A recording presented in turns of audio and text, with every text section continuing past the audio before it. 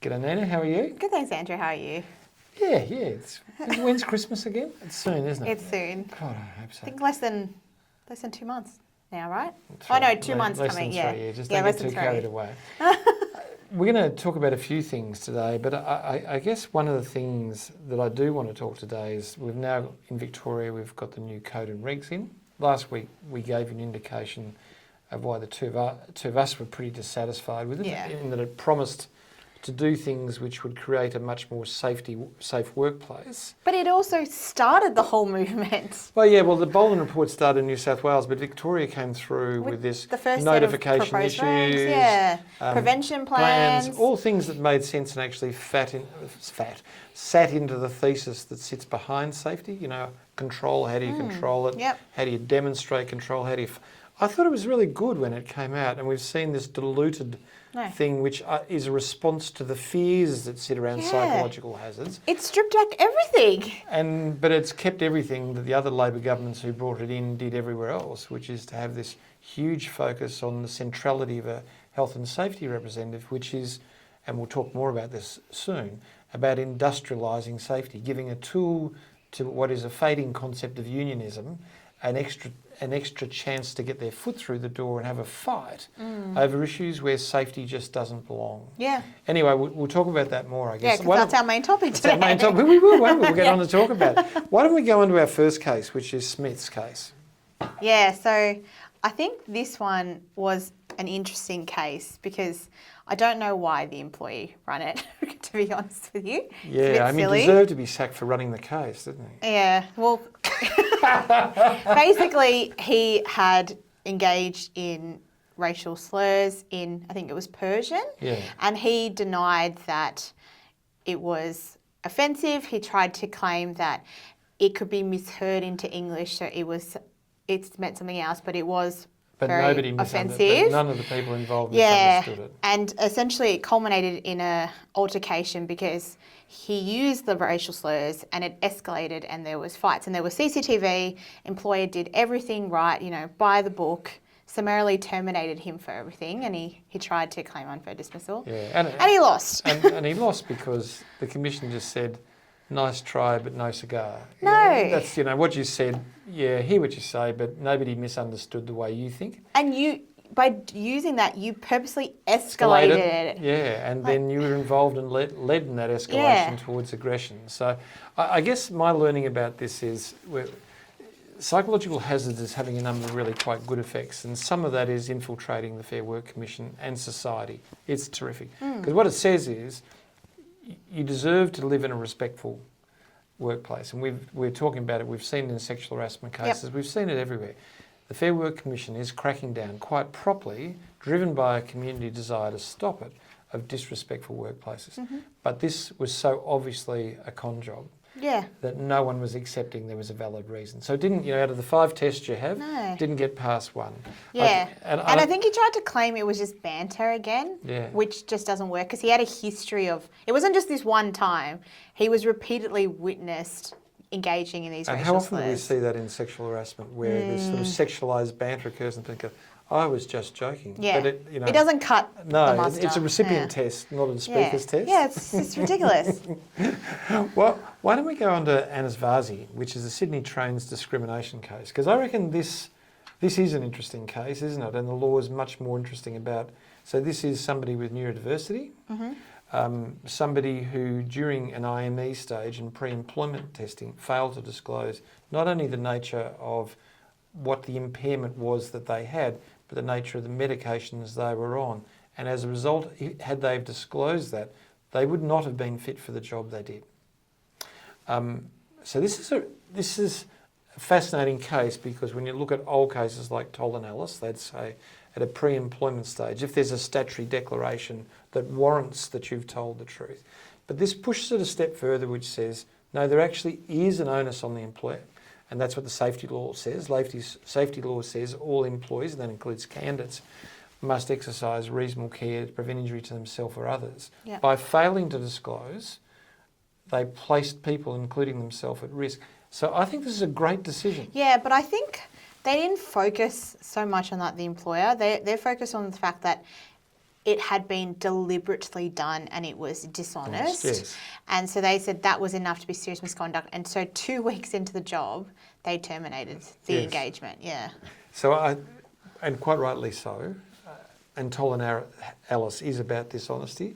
But what I think is important here to understand what makes that dishonesty severe, and what makes it severe is the risk it poses to themselves and other people. So a really interesting judgment which is just pushing Toll & Ellis a little bit further up as to how much easier it is to terminate in cases where people fail to disclose something about themselves which prevents them from carrying out the inherent requirements of the job. And we saw, I've forgotten the name of the case, the Western Australian policeman who failed to disclose the shoulder injury. Actually, I think that one was... Couldn't lift a gun and couldn't arrest anyone. That one was, I think, way worse. But I think in this case, because this is an appeal, at the first instance, they found there was no evidence of the dishonesty or deliberateness anyway. Yeah. So... it was just silly for them to go down that route, I think. Yeah. Okay, well, why don't we jump on anyway? So, Nina, the Australian Capital Territory case and the criminal conviction case, this is a case I think both you and I understand where we ended up, but I'm not sure this is the best law. Does that make sense? No, it was a very convoluted case, but I think very relevant because we're actually seeing this come up a lot. Like, at what point can you consider a criminal conviction? And this is what this whole case is about, that it was the government considered a irrelevant criminal conviction, and this is a very confusing set of facts. So at first instance, they knew about the criminal conviction, they wanted to terminate the person, they went to a mediation, and then they agreed, okay, we'll just give you another role, that will be fine. But then there was a series of events where the house that they were staying in, the other people were targeted by police, and they were there too, and then their criminal conviction was brought up again, which triggered the government to say, oh, we don't want this person to be working here. At that time, the employee had already resigned from their role and was going to take on another role, which I think also was withdrawn. It's very, very confusing. Yeah. I think one of the things as lawyers that we talk about all the time is a lot of people do stuff and don't look at the underlying facts. And at first instance, they didn't look at the temporary nature of the employment, the resignation, and the capacity to stand... so they found it was unlawful. And to stand the person down on gardening leave. They had a lawful right to do that. And therefore, whether they did it or not for whatever reason, it was within their lawful right to do it. And as a result, in the appellant jurisdiction, they said, no, factually they could do this in any event. But the next question comes up about, well, who bears the onus when they make an allegation that you've discriminated against me in relation to a relevant criminal conviction? Although there is a reverse onus in proof in nearly all jurisdictions about it, you still have to prove what is the conviction, what is the job. It's not relevant and someone acted upon it. And then it falls to the employer to show that that was no part of their decision making. And I guess this decision was... the facts were so skewed that you might come up with the wrong impression. If this, I think you said before, Nina, if this had been a permanent employee, they'd been employed for 3 months. There's no way. There is no way that this would have succeeded. I think the government were very lucky in this case. I think they were very lucky. Why don't we have a bit of a look?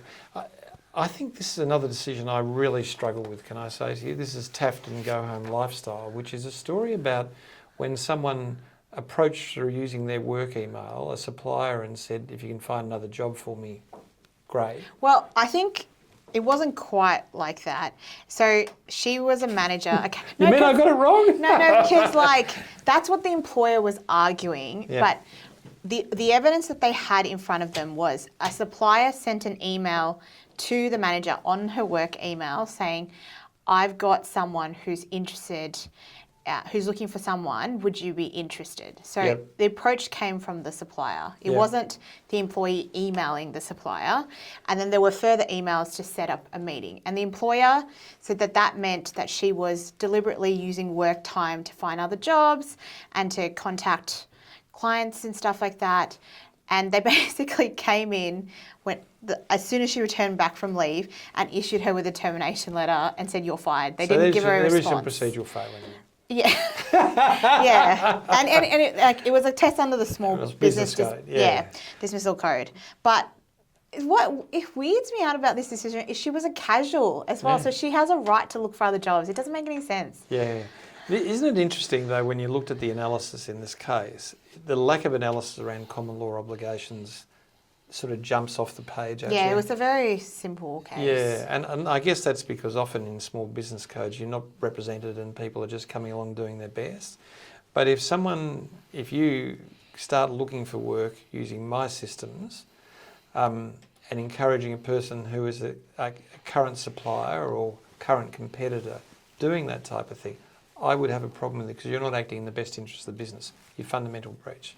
Yeah, but I think the issue was they didn't have that evidence, and because they hadn't tested it with her, they couldn't make that conclusion. Oh no, that's right. But yes, definitely you have underlying duties. That's the other thing is, could Nina, and please don't take this to heart, could Nina, while she works with me, look for other work? Of course she can look. I'd hate her for it, but could she look for other work? Yes, she can. But wouldn't do it on the work email. Well, that's right. That would be very silly. And with a key client. Yeah. So you can see that the common law or those fiduciary obligations, and it's unlikely that casual employees have the same obligation, but with a permanent employee who does utilise your systems, who goes to a supplier of yours, who seeks out work, given the knowledge of the business, the knowledge of the relationship, is leveraging, so they are acting in conflict of interest with their rights to the business and in breach of their duty to act in the best interest. So this is not a bad case to show where the common law does come in. Not in here, but just a bit further down the road, it definitely does. And to be clear, these duties exist irrespective if you've got non-solicitation clauses and stuff in contracts, which I know people are very like, oh, we need to put it in everywhere. But these underlying employee duties apply irrespective. Yeah, and to most employees, so do corporation law duties under 182 and 183. Yeah. Okay, why don't we look at the comparable work? We've seen a number of applications recently. This is, I forgot there's people... Application by the support people. Yeah. We've seen a number of cases recently where organisations have sought to get out of paying severance payment. Yeah. And they do it on the basis that they've found comparable work or acceptable alternative employment, or they don't have a capacity to pay. And what was found in this case, we go to the end, is they certainly had a capacity to pay. So it was all about the acceptable comparable work. And this was a job which was entirely different to lesser pay. Well, like same duties, but it went from being 4 days to 2 days. And in their original role, they only had to go to the office 1 day a week, and now they were expected to be in the office 2 days a week. So the employee said, that's not acceptable to me. And what was really interesting, I think, is the Fair Commission said the test as to whether it's acceptable alternative employment is not up to the employee's subjective decision, which is surprising because I feel like most of the time that's what they base it off. But when they compared like travel distance, the loss of pay and stuff, it wasn't an acceptable alternative. So there was no basis to meet the very high threshold to reduce the redundancy pay. Yes. So look, interesting case. And again, there has been quite a lot of these applications, which surprises me. And what doesn't surprise me is they nearly all get knocked off. Yeah. Yeah, because they do have capacity to pay and it's not a comparable job. Yeah. I will say, as a warning, if you are intending to offer an alternative job and an employee doesn't accept it, you can't just unilaterally decide to not pay redundancy pay or to reduce it, because I think that's a very common misconception. You actually do have to apply to the Fair Commission and get that permission. Otherwise, it's, for all intents and purposes, an underpayment. Yep. Nina, this is our main topic. And you can tell I'm starting to become a bit frustrated with the tentacles of the safety regulator and the unions inveigling themselves into jurisdictions they just don't belong in. And the obvious one is the universities and restructures, isn't it? Yeah. I am surprised at the speed that this is happening because, I mean, it's so far it's happened. Well, this is another New South Wales one. Yeah. So there's 2 New South Wales, 1 in ACT, and they're using either the regulator or HSRs. And a combination with the regulator.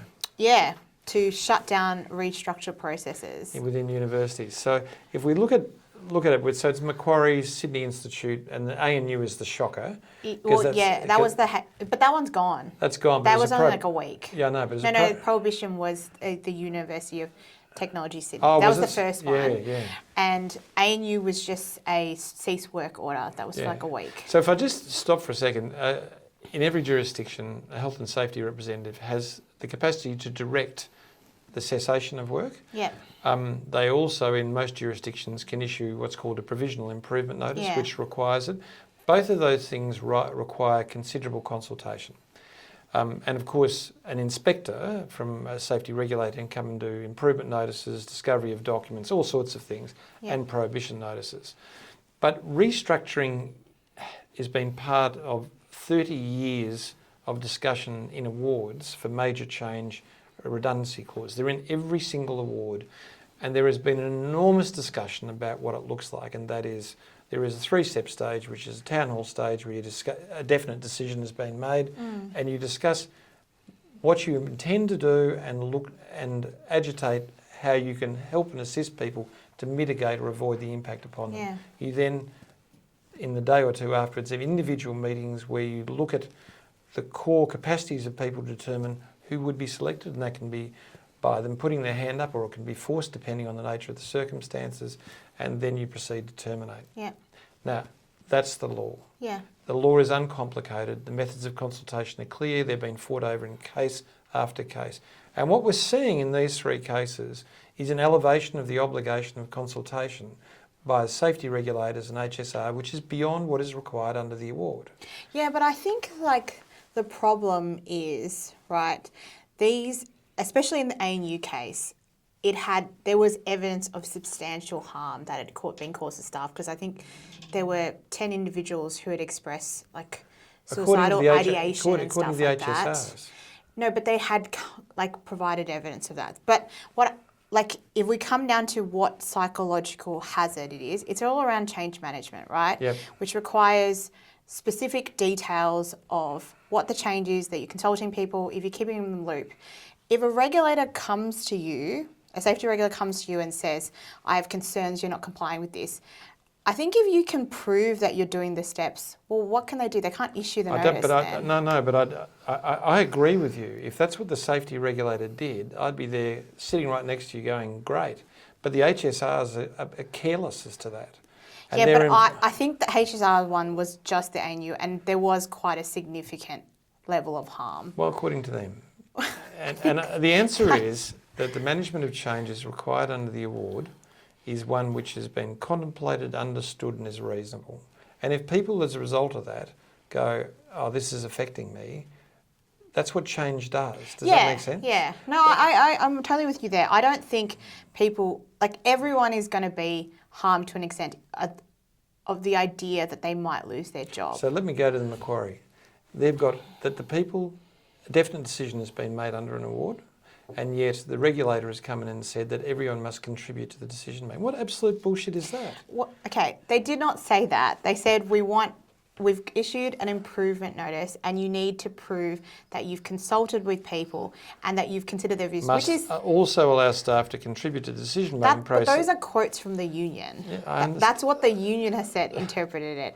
But I guess what I'm saying is I agree. I think they shouldn't be in this area, but I don't necessarily think that if you are complying with the employment law obligations in terms of consultation, because all of those things that you outlined, I think align with change management.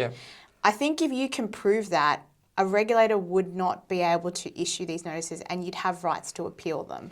What about the cessation of works, where they've directed people, acted unlawfully and told people to cease work? How could that possibly be relevant to? Because because they were saying these people need to cease work because it's causing them harm for that week. What I didn't agree with is that they extended it to people who weren't part of that. That's right. That should have been appealed. I guess it was only for a week. Can I just say, I'm just agitating this because Nina's right, okay? I want you to show what happens when a regulator gets involved in an area where they don't belong. But the answer is, we're not going to stop that.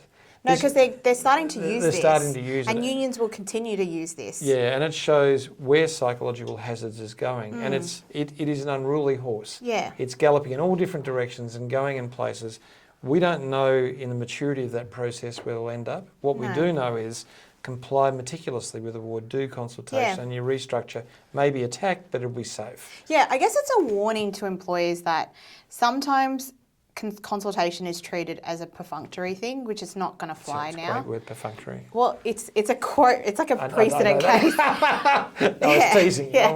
But at the end of the day, like I said to you, I don't actually think this is going to change the outcome. Like, I think, yes, unions, HSRs, regulators can use this all they want. It doesn't stop people from being made redundant. It only delays the process.